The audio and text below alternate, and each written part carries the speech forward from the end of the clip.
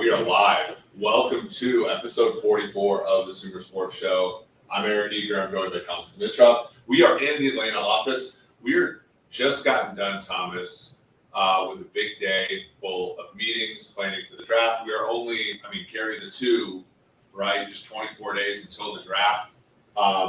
We're going to talk wide receivers today, Thomas. How you doing? 24 days to the draft. We were in the middle of talking business deals with Paul Tudor Jones, trying to figure out where we're going. We have so much on our plates, and yet, you know this in the back of your mind, all you can think about is a draft. I couldn't wait all day to get to this point to talk about wide receivers. I know, for sure. And we thank you all for coming today to this live version of the show. We'll obviously put this up on the podcast platforms for you.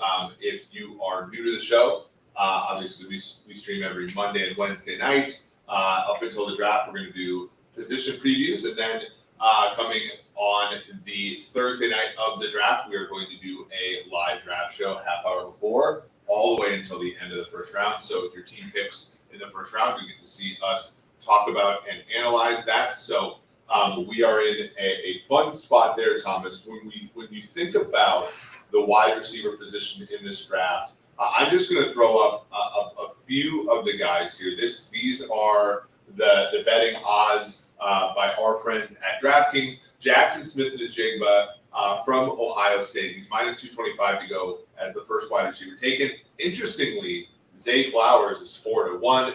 Quinten Johnston, who many believe, including like Pro Football Focus, believes is the best wide receiver sort of in their ranking. He's 5-1. Jordan Addison, formerly of Pittsburgh and now of USC, 10-1. Jalen Hyde of Tennessee, who we won't talk about today, 22-1. And Josh Downs is basically 100-1 to go as the first wide receiver taken. Thomas, when you think about just overview of this group, you drafted a wide receiver in the top 10. You drafted a wide receiver in the first round. Both guys became Pro Bowl caliber players. Obviously Julio Jones, and then from there Calvin Ridley. Where do you see this wide receiver group stack up? Because it's kind of similar, right? In the way you took a guy high in a group that had to, AJ Green and Julio, and then you took a guy in Ridley who was in a class where the first wide receiver didn't go until the end of the first round or so. So what do you think about this class sort of holistically here? I think holistically this class, it's a good solid class, and I think there's depth in the class. I wouldn't look at this class and say, man, there are 5 studs that you're just on the edge of your seat ready to yank that tag off the board. Of course, I am a believer in you can have athletes, and we did it really fast, separation athletes like Ridley, very different phenotypically. You guys are going to get mad at me for using that word, but physically very different than when Julio Jones came out, right? This is not a big class of receivers. There's some speed here, some quick twitch, some ability to separate, which we know is really important, but there's not a lot of that bigger, tall 6'3", 6'4" guy. Of course, that makes it different. Yeah, absolutely. And I think one of the big problems here is when you look at wide receivers nowadays in the NFL, you have guys who can be incredibly valuable as players, even if they aren't the full package. 25 to 30 years ago, every single offense was in either 21 personnel or 12 personnel, and that wide receiver for you, both of those guys had to be starters. If you went up into the draft and took a guy in the first round, that guy had to be, sort of that quintessential player who was a star for you. And I think, unfortunately, when you look at, nowadays, we often look at it the same. But when you think about wide receivers from the standpoint of, can they be a fit for me? Can they fit into an offense in that kind of role? I do think that there are guys who, they can do a couple things well, right? We talk about the wide receiving core for the Chiefs. They didn't really have a stud number 1 receiver other than their tight end. Their wide receivers all sort of fit a mold. And, I think this class doesn't necessarily include that wide receiver 1 type player unless you squint and look at Smith-Njigba, or a guy like Johnston. But they are guys that if you use them properly, if you give them proper sort of support and if you put them in an offense where they're not, dependent on doing too many things, they can certainly be valuable. Look, the receiver position is so incredibly valuable. We took the lead back that many years ago from Bill Polian, right? He put the right people around his Colt team that was rolling, of course, with Manning. And we did the same thing with Matt Ryan. We always were forcing ourselves to think more about having the right, talents around him. So you have some young quarterbacks out there. You need some good receivers around them, of course. You need the number one. I mean, our decisions were always based on, is this receiver a number one, or is this receiver a number two, while you look for your next number one. So for us, again, with Ridley, we knew eventually we were going to lose Julio. Ridley was going to come in, be our number two, potentially be a number one until we found another stud that might be 6'2" or 6'3" that could carry us into the next, combination of, let me put it this way, number one and number 1A or 1 and 1B, right? That was a big thing for us. So I would say here, when we get into talking about these guys, understand it's really, really important. Some people press the need, though. You don't want to go too high for a receiver because you could get some good receivers at a good place in this year's draft and not press it. If you're not overly committed to the fact that Jaxon Smith-Njigba does not have the blazing speed you're looking for, you have to really dig in on that. Of course he can separate. Of course he's a very good athlete, but he's an inside guy. In my mind, I think he's best suited there, and that's worth us talking about. For sure. I mean, you look back at your Patriot days, right, where you had, in the early years when you guys were winning championships, you had David Gibbons, David Patton, Deion Branch was a high pick, but not, I guess, anybody's sort of idea of what a number one receiver looked like.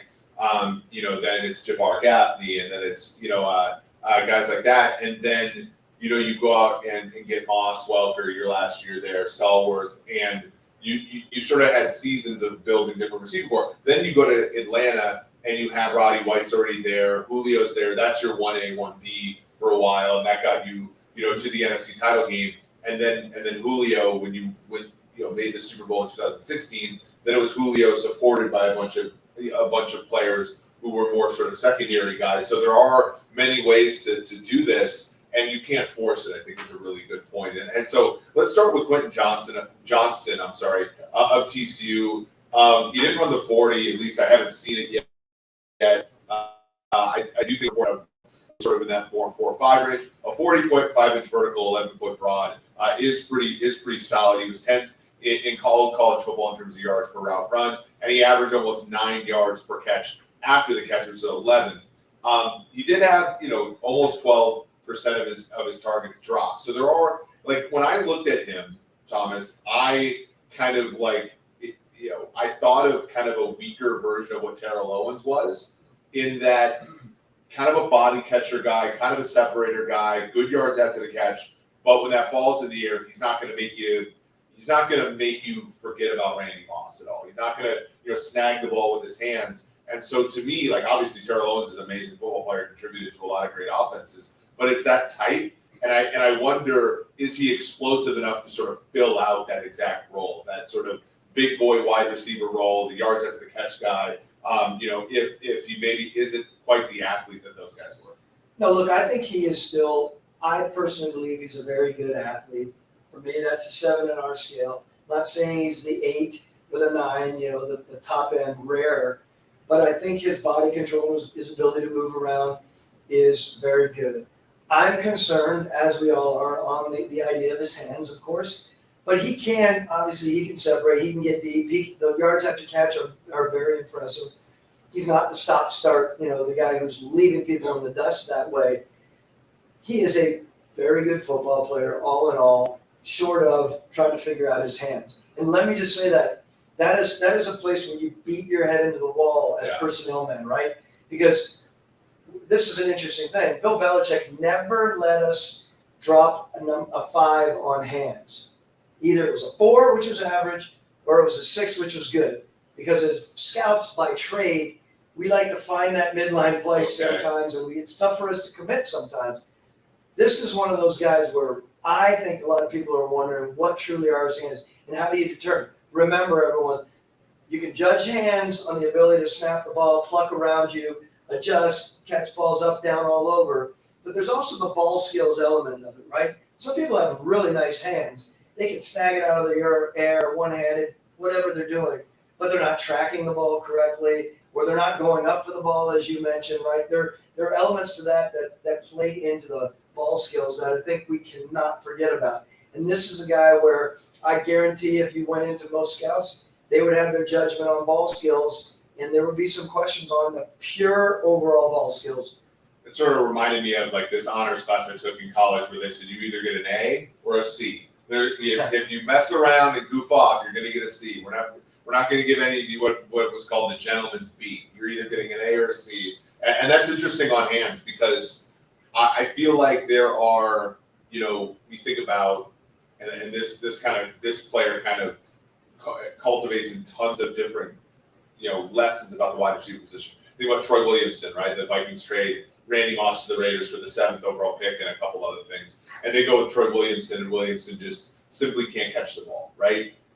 I think that there are guys who simply can't catch the ball.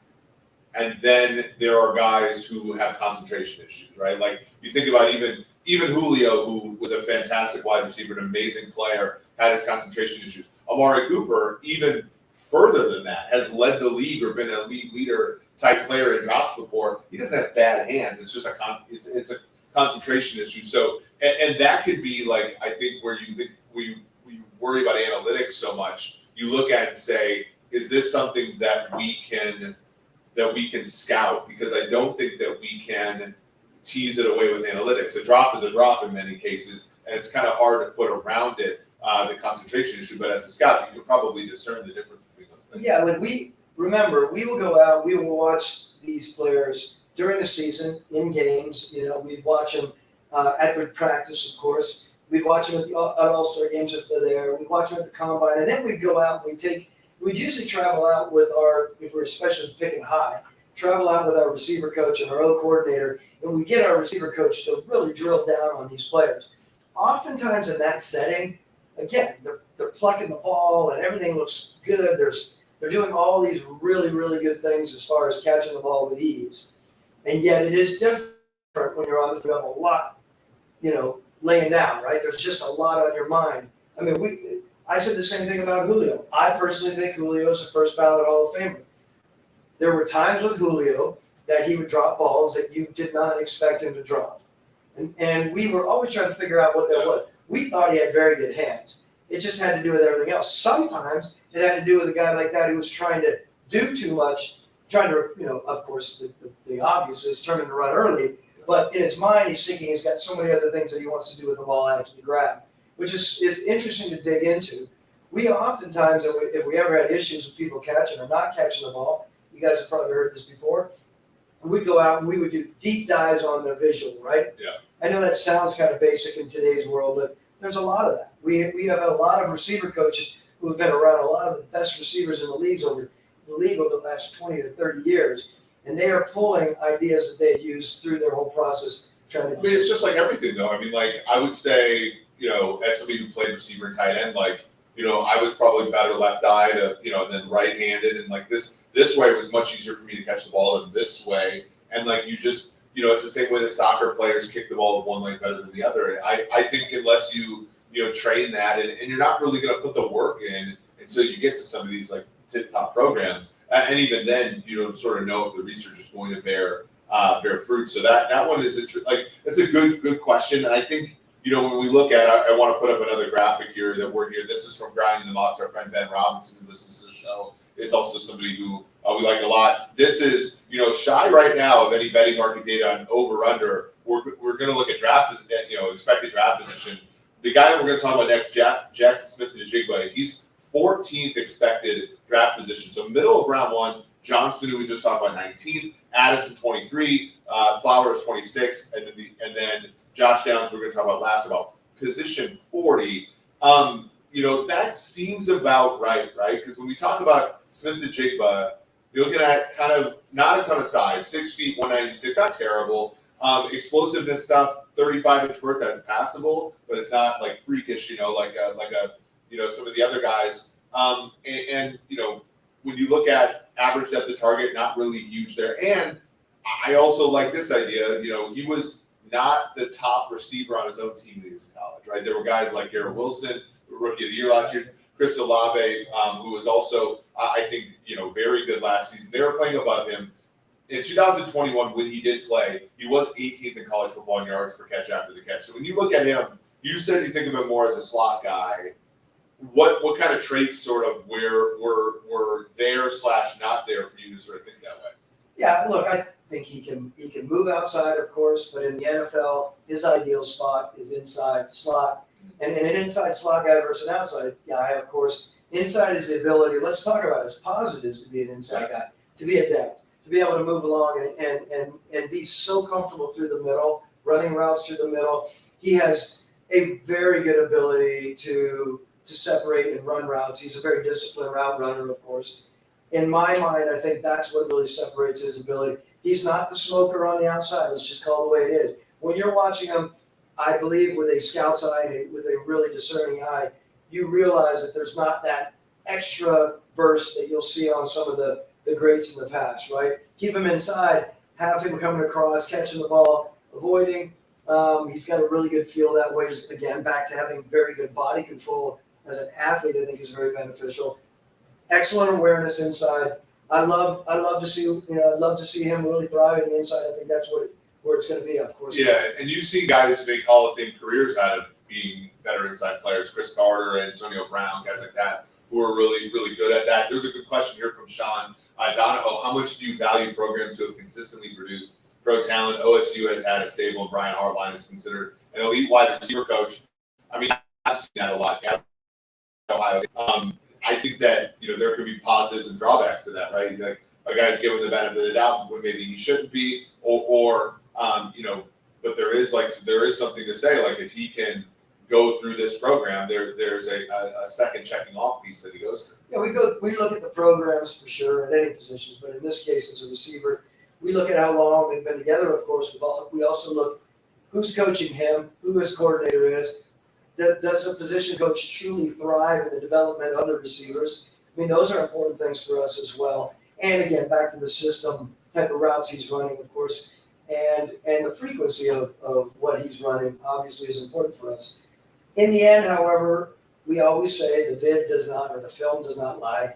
And I think with a guy like this, you realize that he is a very effective football player and will continue to be so. Yeah, for sure. And there's such an aspect of making sure that that you don't just helmet scout or whatever that is. You go through and you didn't want to compare Justin Fields to Dwayne Haskins to C.J. Stroud. They're different players, and in many cases, oftentimes they're playing different-ish schemes than before. So I think that the market right now, if you're looking betting market both, but also a lot of the mocks, like he is going the first wide receiver. I'd be interested to see where he goes. I think a lot of people I talk to think he's going to go in the top 10, but a lot of the mocks don't have him going that far. And we do see, Thomas, wide receivers you oftentimes go later than we think, right? You think Jefferson, Judy, and Lamb all went kind of past 15 in that one draft. All three are great.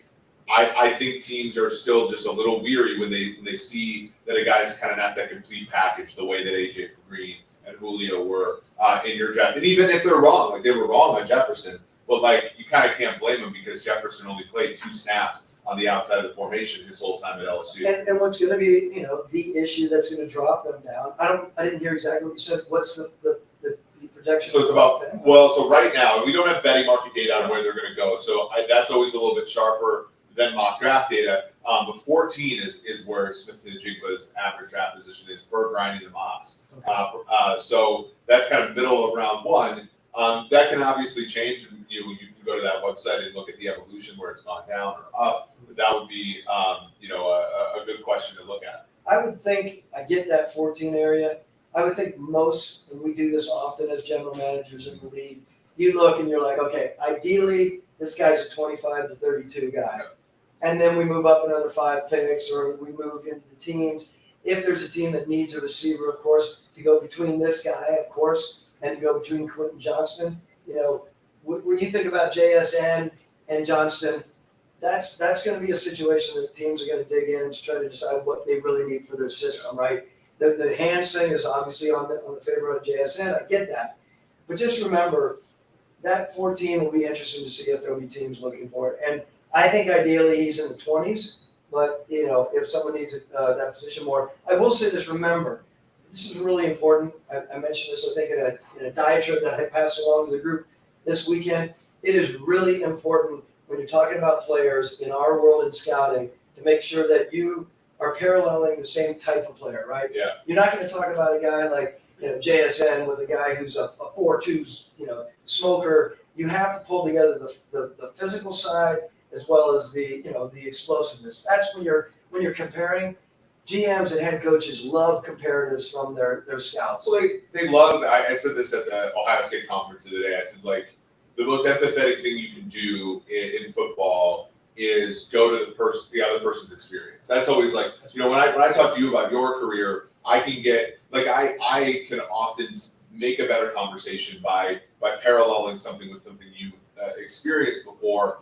And when you think about comparables, that's a huge deal. And that's why, like, if you're an up and coming, you always preach this, but when you're an up and coming person in analytics or in scouting, like, you do have to have a Rolodex. The league has existed for longer than the past 3 or 4 years, and you have to be able to go back and say, this guy reminds me of this guy. And it's never, people aren't going to like it. I remember when AJ Brown was coming out, I tweeted, obviously, I think AJ Brown reminds me of Terrell Owens. And, like, funny, they both got traded to the Eagles. They both made the Super Bowl when they got traded to the Eagles. But AJ Brown actually quote tweeted me. He's like, "I'm my own guy." It's like, I get that, but you need to have comparables so that kind of so you can relate the material. And otherwise, I think you're always going to be sort of swimming, and every guy is going to seem so unique, as long as it doesn't cloud your judgment and make every guy go up 5 units. Yes, right. And I would say to you, like, if you were an analytics person and you were getting into the NFL side, or I would even say this now that I'm in this business, I would tell the rising scouts, you want to be really good, you bring out the comparatives, right, of the players, and then fold in 2 or 3 cool, metrics and data that would say, however, this player does this, this, and this, some percent better than this other player that we're comparing to. And remember, this player that we're comparing to ended up being a top 20 pick and was one of the, upper echelon players, right? Those are big things. Right, because we look at Terrell Owens, we say, like, yes. And again, we're getting back, but Terrell Owens was a 3rd-round pick out of a Division II school, Tennessee Chattanooga, that, now is FCS. But, like, you say, we didn't know Terrell Owens was good. The Knox had Jerry Rice. They traded up with Cleveland, back when you were on Cleveland, to get J.J. Stokes. They thought J.J. Stokes was the guy that Terrell Owens was going to be.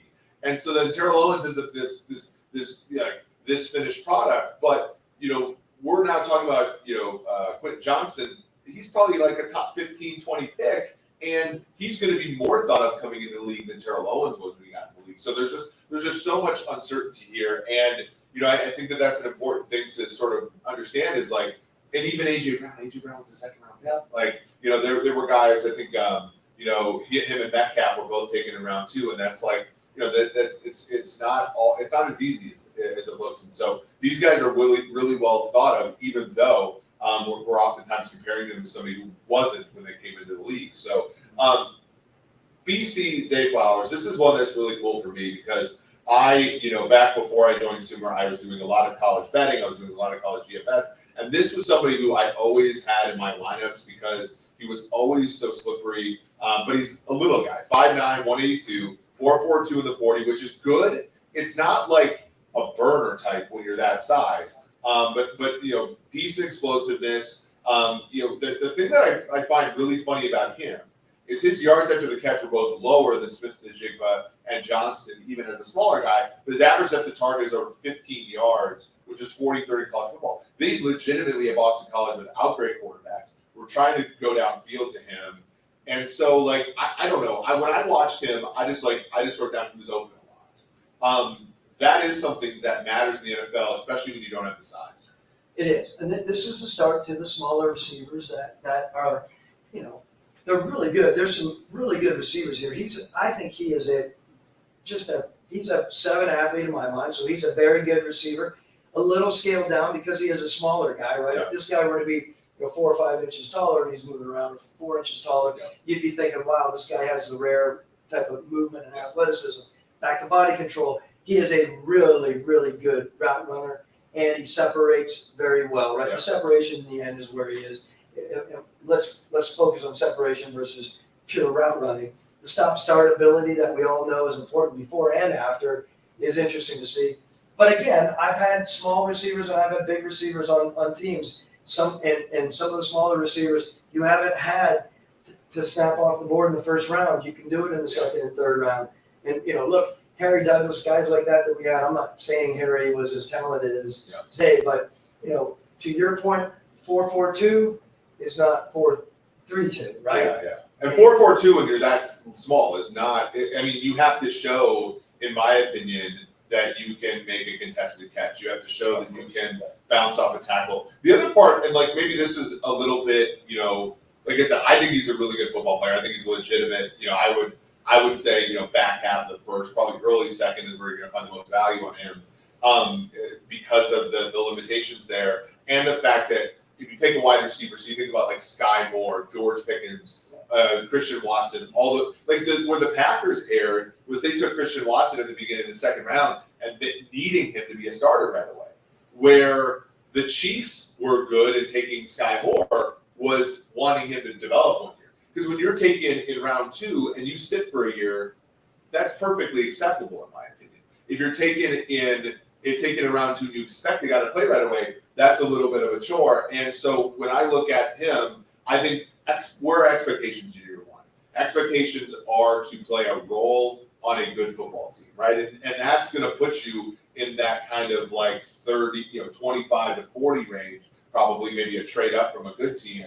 Then it's really going to take you, in a top 15 sort of place where you got to be, like I said, like back in the day, you had to be everything at wide receiver. You had to be, you had to be jams from the inside and the outside. You had to play, you had to play that X position or the Z position, which just require a lot of a receiver. And if you're taking a little bit later in the draft and you fail, let's say on the outside, and they salvage you on the inside, that's not a failed draft pick in my opinion. If you're taking 10th and you have the result in that, that's a failed draft pick.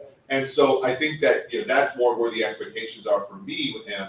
I do get a little worried about things like special teams because wide receivers nowadays, you have to play special teams when you're that small. It's hard to run down on kicks. It's hard to be a blocker on returns and stuff like that. So there is a little bit of a limitation. Even for him to be like, does he dress on game day if he's not a starting receiver type of thing? Yeah, I mean, and this is where we go. Remember, usually when you're writing up reports on the personnel side, you're writing up, is he an outside guy, is he an inside guy?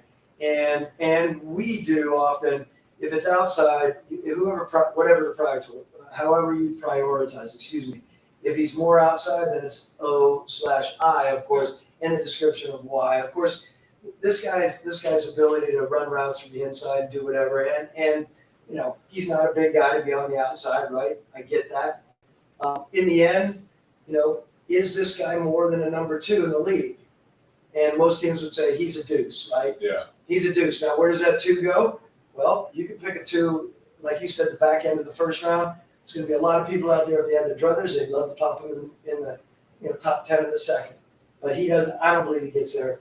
I believe he gets out at the back end of the first. Yeah, there's a lot of talent there for sure. Now, let's talk about a guy who I think when you look at expectations going into the season and expectations coming out of the season, 2022 is a disappointment for Jordan Addison, right? When you look at when he paired with Kenny Pickett at Pittsburgh, one of the more productive receivers in all of football. Once Pickett graduated, went to the Steelers, there was sort of an NIL bidding war for Jordan Addison's services. He ends up going to USC, again, playing with another great quarterback, right? He goes, Pickett's a first-round guy. Whether he deserves to be or not is another story. Pickett's a first-round guy. Caleb Williams is a legitimate Heisman guy, wins the award. 2.94 yards per route, 23rd. That's good, but, only 12.4 average at the target, 143rd in football. Only 6.6 yards per catch after the catch, 64th. He had about 10% drop rate. This is one where you are buying the dip on a player because he was expected to be much more. At 5'11", 173, only a 4.49 in the 40 at the combine. This is one where I would not be surprised at all if you didn't see him go in day one. You wouldn't be surprised if he did go there. Yeah. No, look, I completely agree. You start getting into the 170s, and I mentioned this before, and all of a sudden he gets into your camp, he's 173. Majority of times they will be dropping down into the 65s and 68s. You start getting really light. My point is that we had that with back to Harry Douglas. We pushed him every year. We thought he was going to be up, and we were always battling his weight to stay up. So it's a legit concern when you have a younger guy like that who is pushing. That said, to me he's not. I think he's a good football player, and again, good as a number 2 in the league. And his ability to run routes, I think, are good.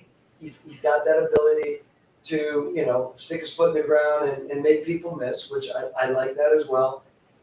What was his drop rate, by the way? 9.9, so about 1 in every 10 targets he dropped. And his percentage, where was he in the world of? Yeah, it's like, in the top 1/6, like a pretty high rate for a guy that's probably supposed to be I think going into the year, we thought he was a first round pick, right? A top 10 guy. And that's, by the way, like people talk about Marvin Harrison Jr., you talk about guys like that are going into their final year. Just be careful with those guys, right? Because the more data you get on them, generally speaking, for guys who are amazing, they can only really go down.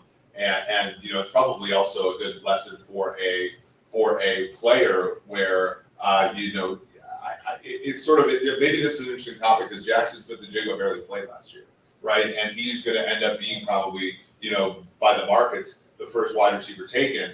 Jamar Chase, similarly with LSU in 2020. When you are looking at this from a team building standpoint, if a guy doesn't play that final year, is it a case by case basis, or does it legitimately become a point of contention? It's, for me, a point of contention. It always has been. I mean, those odd situations where a player doesn't play that much or he's not a starter, even though they're really athletic and they're fast, whether it's receiver or linebacker, right? It's always on my mind as a team or a general manager to sit there and press that to my head coach or to my owner that we're going to go after this guy in the first round who hasn't, his play time is off. Yeah. He's not, that's a concern. So, look, to your point, I would not be surprised if he didn't go in the first round. It would be tough for me to think that he would. But I was expecting big things coming. I really like the kid's confidence. I just see the way that he confidence in general. Maybe it's in my mind that he left Pitt to go to USC and is like, wow, that takes a lot of stones to do something like that in my mind. So, yeah. Yeah, that's for sure. I think, he's a good ball player, and there are guys who, for example, like Stephon Diggs, who didn't do as well, their whole college career, but we're good players, and maybe the situation wasn't great. There's also acclimation, right? There's acclimating to a new team that can be a problem, and there are all kinds of reasons why. I think that a player could have issues like that, and so for him, he's probably going to drop out, but I wouldn't be surprised if he ended up having a good NFL career. And lastly, this one's an interesting one. This is Josh Downs from UNC.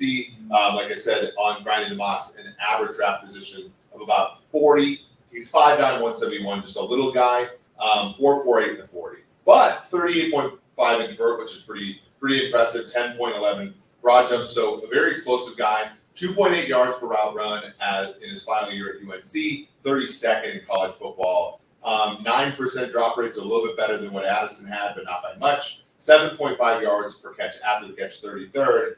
I thought he was slippery after the catch. He looked faster on the field for sure than I think those numbers indicated. Playing in the ACC is not playing in the SEC, but it really was an interesting eval for him.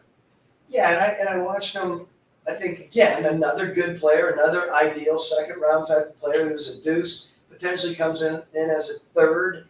And, does he have the ability to raise up to be a 2? I shouldn't say that because I'm not necessarily sure if he does. Again, good in a number of his skills.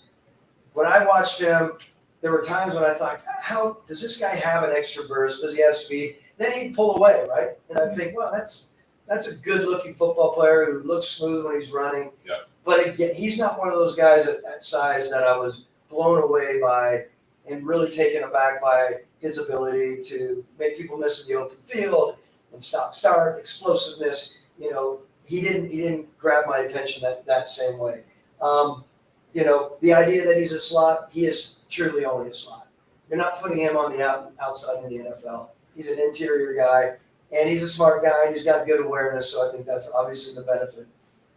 Yeah, for sure. I think that, you know, for me, you know, it was very much a situation where you look at him and you're like, this is a contributor. This is not a difference maker, I think. And like, you know, and at wide receiver, like we'll talk about a little bit of my work at PFF, like in the playoffs, in late season games against great defenses, your offense does go as your number 2, 3, and 4 receivers go, because as you know, like, you know, the great teams can take away your best option, so you need that second, third, and fourth option. And your best offenses when you were a general manager or a director of college scouting were always ones that had those receivers. So this is a player who can make a difference to a team winning or not, but it's not necessarily a player who, you know, you're going to build an offense around, unfortunately. I think, and so 40 seems a little bit rich for my blood as well, just because you know, you're kind of going to a team who's picking in the top 10. You're going to be their second pick, which doesn't necessarily feel all that great. But this has been a free agency class where wide receivers have made hardly anything, and so there are openings here. The two big guys that I want to sort of talk about though is like when you're thinking about, you know, as we finish the show up, when you're thinking about positions in the draft. Does it ever creep into your mind the guys that are available in free agency or trade at the time, right? So when you were at the Patriots in 2007, Randy Moss was available, you got him for a 4th round pick. Right now, DeAndre Hopkins is available for trade, Odell Beckham Jr. is available in free agency. Does that at all change your approach, or should it? Like I personally think, like, if you're drafting a position that you need to win that year, you're already screwed, because those guys just almost never contribute the way you expect early. Does it factor in at all, or is it almost completely two different evaluations? I want to make sure I understand what you're saying. You're talking about the fact that these free agents are out there available? Yeah, like Kansas City. So everybody, you know, Chiefs Kingdom wants to know this from me as one of the prominent, you know, sort of fans. You know, sort of in the space, but they're like, you know, the Chiefs need this at wide receiver, they need that at wide receiver, and I'm like, well, if they're drafting a wide receiver because of something they need in 2023, that's not a good draft pick. That's all you, as you said, almost all mistakes come out of desperation. So, do you think that?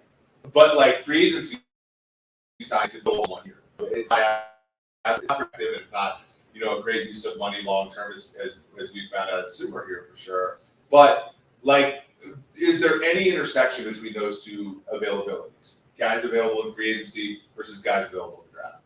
I mean, there it is. I mean, we go in, as we've talked from the very beginning, when we look at our game plan and our scenarios, we look at the receivers, we realize our druthers would never be to snap a receiver out of free agency just because of how expensive they would be most of the time. And quite honestly, most of the time, if those guys ever leave their teams, there is a reason.